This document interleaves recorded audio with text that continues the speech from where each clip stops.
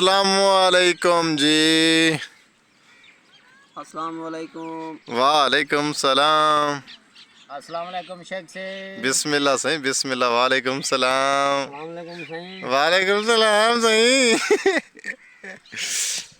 अस्सलाम वालेकुम जी, क्या हाल चाल है? ठीक हो? तबीयत ठीक है? मैं शेख इम्तियाज़, तुम देख रहे हो मेरे यूट्यूब चैनल शेख व्लॉग 96 बार।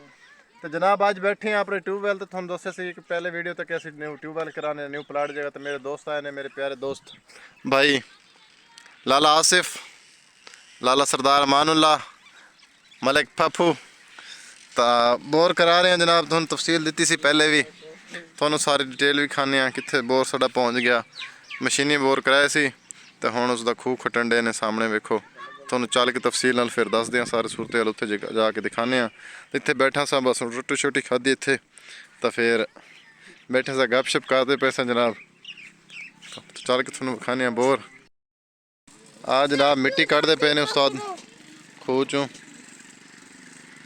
देसी जुगाड़ है पाकिस्तानियों का बनाया वा।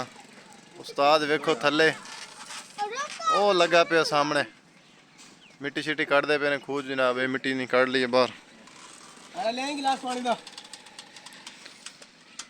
तो बोर बस तैयार ही हो रहा तकरीबन ही। खूह शुद्ध मिट्टी बन गई, निकल आई है।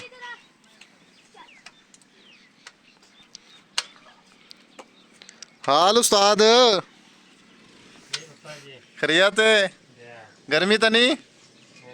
चल उस्ताद थले फ्रिज च लगा पे। उस्ताद थले फ्रिज च लगा पे जनाब। तो बोर इंशाल्लाह कल परसों तक साडा final A to Z complete हो जाना है सारा कुछ। बस ये थोड़ी इन्फॉर्मेशन देनी सी न्यू ट्यूबवैल दी जनाब। इसका खर्च जोड़ा है ना वो थोड़ा दसदे चलीए कि साढ़ा कितना खर्च आ चुका है इस पर जनाब। साढ़ा 1,70,000 रुपये च बोर हो रहा। 4-5 का पखा उत्ते पैप डिलीवरी थले 140 फुट बोर है जनाब। तो 1,70,000 रुपया खर्च है टोटल इस पर। तो बाकी जिस टाइम इनू पानी कड्डांगे चलावांगे थोड़ी वो वीडियो परफॉर्मेंस दी पा देवांगे। तो सानू दो इजाज़त, मिलेंगे एक नवी। Thanks for watching Sheikh vlog.